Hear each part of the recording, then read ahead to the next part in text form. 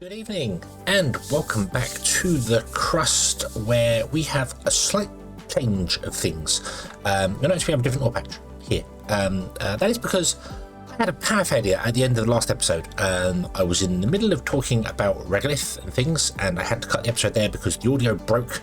The video file carried on for another 10 seconds or so, but yeah, had a power failure, was recording it. So I've had to restart the game because it didn't autosave. You can never have too much smart concrete, so it's worth spending time to produce it.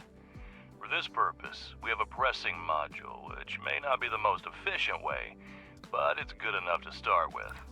And this is exactly what I was talking about last time around there. So this will convert regolith into smart concrete. However, you don't really want to do this. You kind of have to start with, but you want to get off this as soon as possible because regolith contains all the wonderful materials you want. So you see here, the regolith is inside here, which there isn't any here. 53% is slag, 13 silicon, 17 aluminium, 13 titanium, 49. If we could get those resources out, we would actually get more resources, more silicon, aluminium, all that sort of stuff. So you want to get that out of there. You don't really want to be turning it into smart concrete.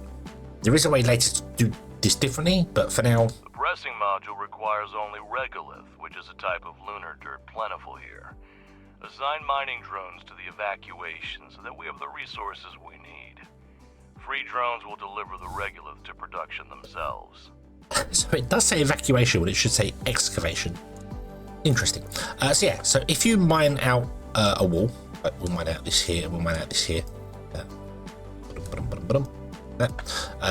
The miners, when they're not busy mining out stuff on the floor, which so we have to adjust that. Let's take this down to just be one current here.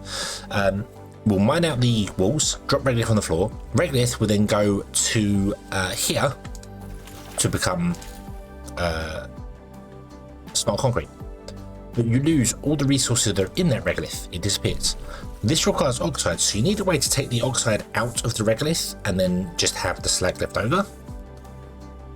We'll get to that. That is a thing you can do here, but for now we kind of have to follow the tutorial, go through, stop jumping the gun. Let's see if we can get things done properly here. So we'll mine this out here. We'll have one doing the stuff here. I said in the last episode as well that you can't get the water out of this. That's if you put an extractor on it, as I've been proven wrong right here. If you have drones mining the stuff out, then you can in fact get water out and it drops on the floor here. You see we've got some water dropped on the floor here. As well as some other ores as well, so they can take out all of this stuff here and don't seem to produce any slag from it, which is interesting. They are just very slow at doing it, so you want an extractor to auto things, but we'll get to an extractor, don't worry. We will absolutely get to an extractor. Let's produce some smart concrete here. We need this done here. So this is another one. I said it takes 10 and produces 2, which means this goes around in 30 seconds because it only ever does 1 unit a go, so runs twice a minute if running at 100% efficiency. I've tried to put everything back upstairs exactly where it was beforehand. But I don't know if it's because I had a power failure that it didn't save properly. Director, here's the latest news regarding contracts. To resume shipments to Earth, we'll need to restore communication and significantly expand production. If we manage this in the near term, I'll negotiate an extremely lucrative contract with the aerospace company FASM. They've lost their supplier and are willing to pay generously for an urgent order. I'm still looking into the matter, but be prepared to devote all resources to this effort if you want to maximize the benefits. I'll return as soon as new information becomes available. So this gentleman here basically sees money. He wants to do the money. He doesn't care that people have lost their lives and business. It's very, very sad. Anyway, let's make some money off this. So he'll push you to do contract things. You kind of have to. You really have to. You've got a certain amount of money. You will run out of money. So you have to do contracts, do things. That's the idea of it. You mine the resources, you produce the resources, you sell the resources. There are 2 different ways to do that. I'm sure that will be explained, and we'll get onto that once the commerce centre is open there. I keep cutting ahead because I know the game. I'm kind of jumping ahead, and I shouldn't be. It's fine. This is. Are we charging these okay here? So up here, let me slow down time just for a moment here and explain the power thing up here. So if you mouse over the batteries, this will show you how far your batteries are charged, what your capacity is. So we have 500,000 power storage. And our output capacity is 50 power. Now this is something that's you've got to keep an eye of. Our output is 50 power, regardless of what the input is, because a battery can only output 10 megawatts of power at once, or 10 power. I assume it's megawatts, I don't know, but yeah. So this can output 10. So 10, 20, 30, 40, 50. So if we build machines that require more than 50 power, we will not be able to run them, even if we have power stored. They have not just this storage, they also have a throughput rate. So keep an eye on that. If you were playing and you end up going, why aren't the machines working? Why did it say they hadn't have enough power? It may be that you have enough power stored, but you don't have enough power to actually transmit to them. You see there, it says last for 3 pluses. That means we're charging. Once it becomes nighttime, that will tell you roughly how long your power is going to last for, because machines use power as they're processing, so that's fine. Over here, it tells you the power grid here. So currently our maximum production consumption is 41, which means we have a balance of 9. So we're always going to have a bonus. We're always going to be charging the batteries. That's during the day. At night time, obviously the generator goes down to 0. So yeah, so you see it's actually dropping as night comes in. The power is dropping because these start losing their power production because the sun starts setting. So we'll end up with a balance that's wrong there. The consumes and shortage, I've got to say I'm a little. I think I've been confused by them previously, and now my brain doesn't settle on what's going on with them. There should be enough smart concrete for the first time. So basically, make sure that your maximum consumption under this tooltip here is higher than the number that says maximum output capacity. Just make sure the output capacity, is higher than the maximum consumption. That's the important part. Okay, so we've produced smart concrete. We have 25 smart concrete. That is awesome. Okay. Wonder what next? What's next in the list of things to do? Director, we have a message on the emergency channel. I'll put it on the screen. Ooh. Attention. This is Arthur Moore, commander of the Hope 2 orbital station. The station has sustained severe damage from multiple collisions. We have lost key control modules. A hard moon landing will occur in the coming weeks. Request assistance from anyone who hears this message. All crew members are ordered to take shelter in Block 4. I repeat. Oh, okay. So Hope 2 is the big orbital station we saw in the previous episode, in the big spinny station that's where we launched from. I guess we're in a different station because we're in orbit, but yeah, I don't know where we are. The debris from the meteorite impact must have gotten Hope 2. I'm already contacting Crust to report it.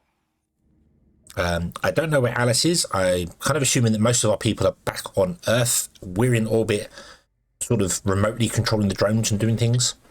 And yeah, so yeah, we're like the overseer. Our staff's back on Earth, I assume. Director, my name is Clyde Draper, and I lead the Crust search and rescue operation. We are aware of the situation with Hope 2, and are already developing an evacuation plan. There's still a chance to restore resource mining and production at your facility, and it's in our mutual interest for you to assist us. We need a place to accommodate the rescued crew, and your base is the most suitable candidate for this. Crust will provide you with the necessary equipment and scientific resources to carry out the assigned tasks. Okay. So this is With all due story. respect, Director, I do not share your doubts. People are in danger, and if it's in our power to help them, we must do so. I agree. With all due respect, Alice, altruism has clouded your judgment. Crust is clearly asking for grant aid that we cannot afford right now.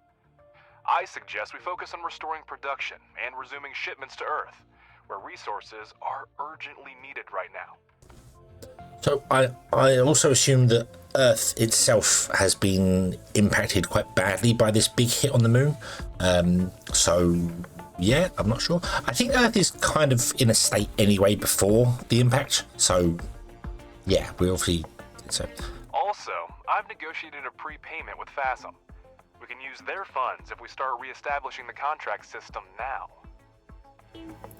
Okay. Yeah, he also has a habit of forcing stuff upon you. So, story. But all you care about is profit. If that's the case, think of the technology Crust will provide. It's worth as much as our base in its current state. Do we pay a fair price for their technology? Don't forget, Director, by accepting Crust's offer, We will allow them to decide how our base is developed. We'll have to focus on the construction of the living quarters and postpone the expansion of high-tech manufacturing and investigation of the meteorite case. Okay. Crust is going to accommodate the surviving Hope 2 crew members at your base in exchange for equipment and technologies for us to carry out a rescue mission. If you accept Crust's offer, you will lose access to the FASM contract, for which the corporation is willing to pay upfront. Okay, so do we go with helping the people or do we go with getting the money? I'm going to go with helping the people. Really want to go with helping the people. The people. So if we do this, this is high difficulty. Work in progress on that one there. This one will give us 10,000 credits and access to the contract system. This one will give us research. So I'm going to go with the research one. We're going to go with the high one. This is work in progress, so we might. This is early access, so okay. Good choice. You need to establish contact with the station, assist the commander with the evacuation, and then transport the team to your base. You should have living quarters suitable for sustaining life by then. Begin preparations for the construction of the living quarters immediately. It is a complex and resource-intensive structure, so maximize and optimize production so you're ready when survivors arrive. In summary, your main tasks are: contact the station and ensure the transport of the crew to your base. Construct a residential facility with life support systems. We will send a research plan and transportation for search and rescue operations shortly. Okay. We've barely recovered from the explosion. Now our base is just a couple of mining and processing modules. I'm willing to do whatever it takes to save the crew, but it'll be almost impossible in such a short amount of time. We definitely can't do it alone. I will send a request to colleagues and inform you when new information becomes available. Indeed, the timing's not ideal. However, we still have the ability to break down the task and move towards our goal with small steps. First, we need to ramp up production. Living quarters will require a lot of resources. We have smelting furnaces, but we need extractors and refineries to extract oxides from mined regolith. Okie dokie. Okie dokie. Crust has handed us the research plan, and we're ready to begin. Research underground mining and place 2 extractors on the iron and silicon veins. Okay, so we have research going on here. So let's have a look at the research tree. So okay, so we've got the regolith processor, the smelting furnace unlocked. We have nothing in fundamentals and we have nothing in social. That's all. So, okay, so we need to research the underground mining. That will give us the ability to extract regolith without using drones. So we want to do that. I'm also going to queue up conveyor belts because they are useful. We probably want to have the scanner so we can find more resources, and we're going to need a refinery as well because these go in tandem with each other for the time being. There is a different thing for this here. So yeah, the rest of the tech tree is currently hidden. So we'll unlock it as we go and we'll see where it is. I kind of know where some things are. I'm not a fan of this, but that's the direction we're in at the moment. So okay. Let's speed up some time here. So if you max out the research, it will tell you we have 100 research for 399 days. So they give us 400 days worth of research, which is awesome. We also have 3 mining drones doing nothing as well. So we want to make sure our mining drones are actually doing something. Let's so as I said before, let's snap the camera to here and then let's drag all the way down here, get a nice straight line, and then we'll do the same here, and I'll do it one sort of line at a time. Boop, boop. The same here as well. Boop, like that. There you go. Unpause. The drones can come and mine that out, which would be awesome. They know what they're doing. Let's cancel. Oh, let's cancel mine this here. So we've got an eraser tool down here. We can get rid of that. If you want to make sure you prioritize something to mine out like right now, you can click this button down here and it will prioritize, and the drones will go and do this now, this moment, so that's fine. You can also remove everything you mined if you've got things messed up and wrong, and change brush size, so you can do little individual ones, you can do a smaller one, or you can do up to a 3 size one here. So okay, so you're going to mine that out and all the regolith's going to be dumped in here for the time being. That's fine. Okay, research has been completed. Awesome. We have the single regolith thing there. It will go on to the next one. If you do not research something, it will pop up telling you you're wasting science points, which is fine. Sometimes a little bit annoying. This is the thing we get to. We'll get to that. Because a lot of the times it pops up saying you have nothing, you're wasting research, but there's nothing you can research. So let's take the miners off of those, and they can go mining things elsewhere. And then we'll go into construction mode, mining. I don't know why I'm pausing the game, I should just slow it down. Let's get a regolith extractor. So this has to be placed on top of ores. So you'll see the ores have blocks you can do. All 9 tiles must be on an ore. Sometimes you can get more than one extractor on a thing. So if I rotate this way, for instance, we could get an extractor there, and I could also now put an extractor next to it. Extractors need electricity. Hold down shift to build a chain of utility poles. Okay, so we can get 2 here. That just means that you mine out the resources faster. So there's 16,926 there. They'll mine out faster. We'll do 1 for the time being, so we don't have that many resources. It's the same here. So if you sort of look around a little bit on it, you might be able to figure out that. So if I put 1 there, 1, 2, 3, I could put 1 there as well. So you can get multiple extractors. It just means you mine out the resources faster. You don't get free resources. You don't trick it into getting more than you're available to. It just means you get there. Sometimes, if you're very lucky, you can get 3 on there. Ice nodes are very good at doing that. So let's set this here. So you have poles you can put in there. If you mouse out towards an item, it will automatically sort of snap to the closest location, and if you just hold shift and keep clicking, so you go click and then click again, it will build the power line in the most efficient direction it can. Now obviously it will ignore walls and things, so you have to kind of go around them. You can also choose to go directly out. You cannot build directly next to walls or things. You have to leave 1 tile in between them. I guess that's so you don't ever mess up the pathing system, so drones can't get through, but I'm not entirely sure on that. Let's put 1 there. I didn't hold shift, so let's hold shift and then click there, and then click there, and then click there, and boom, there you go. That's built a power line out as far as you can go. Awesome, awesome, awesome. These require steel and smart concrete. We do have some steel, yeah, 19 here, so that'd be fine. You're mining this down here, that's fine there. Drones prioritize building things over picking stuff up off the floor. There is no way to change that priority that I know of. Even if you change the priority of this in here, it just means that they will always build before picking up stuff on the floor. The priority system's a little bit... I see. Takes a little bit to get used to. The extractors have started mining. Now, finish the research and build 2 regolith refineries for producing iron and silicon, respectively. Okay, so we have finished building a single refinery. Place the regolith refineries similarly to optimize future production. Okay, so these ones here, where are we going? These ones, the single regolith, they will take in any form of regolith and they will produce a resource that you choose. Now, if the regolith that you put into them doesn't have the resource or has a low amount of resource, they will produce a lot of slag to that end. So the idea being here, if we put this right in front of here, we'll leave like a 2 gap, like this. A single regolith refinery extracts the necessary oxides from the regolith by thermal treatment.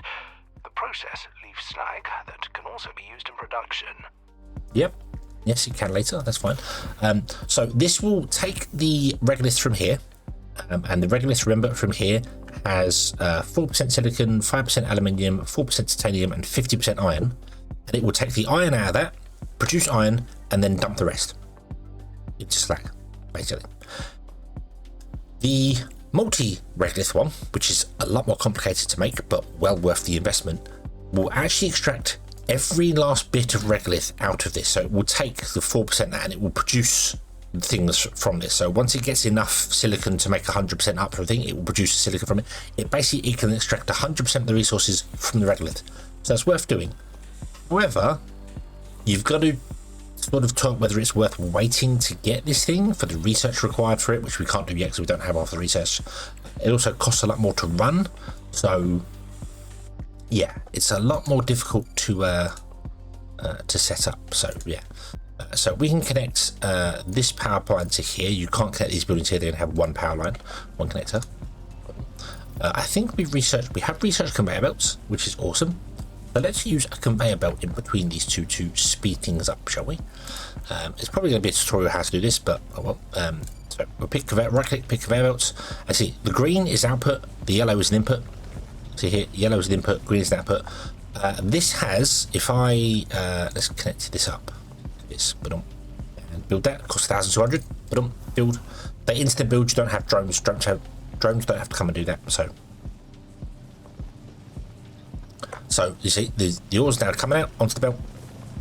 It will stop. I don't think it will go in here because we haven't selected a resource for it yet. So put on conveyor settings. Oh, this is new. What's this? It just shows you where the conveyor belts are. Oh, cool. Okay. That's cool. A little highlight to show you where conveyor belt input and outputs are. Generally, you can see them on there, and if you go to the conveyor belts, you can kind of see the highlights for them. So, but that's all right. There might be other things we can do for this. Let's pick a resource. So, if I pick iron, it will take the iron from here, and it will produce the iron. If I was to pick silicon, it would still produce silicon. It would just take a very long time to do it because in every one piece of regolith, there's only 4% silicon. So I would have to get up to a higher amount or produce a more and dump loads of slag to do it. So you really want to make sure you pick the right things to the right place. So this is going to be iron. We'll pick iron. Now the input is going. There, put on. See the silicon there. Again, it says it takes 20 regolith. It will produce 7.5 slag and 10 iron oxide. Obviously that's in there. So this should take 10 seconds to go round. No, 6 seconds to go round, I think. See now it's like chase. That's 9.6.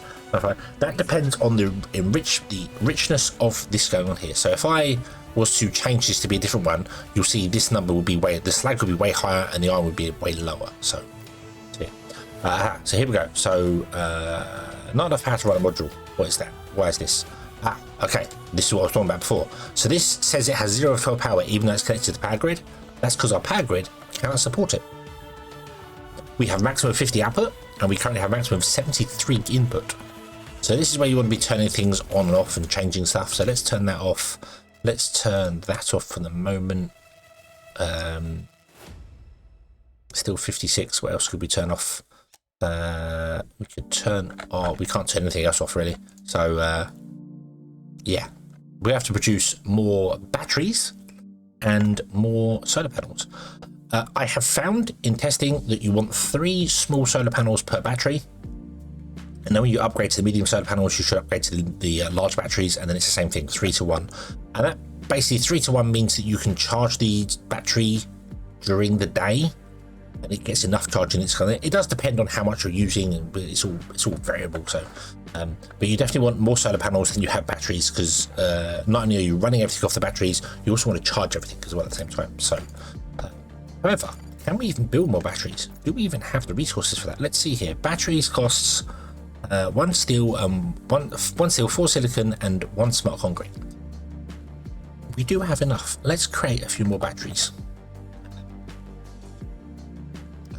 Let's not bother now. It's nighttime. It wouldn't be of any use. They cannot run at nighttime, so there's no point. Let's just turn some things off and see if we can kickstart this into production. There we go. It's running. Awesome. Now the reason it's running, even though we don't have enough power, is because these are not running. When machines aren't running, they don't actually use any power. Whereas when this gets resources, so this will get the iron oxide should be dumped in here automatically by our drones. 3 at a minimum. Drones are picking stuff up off the floor now. Let's see. So what do we got here?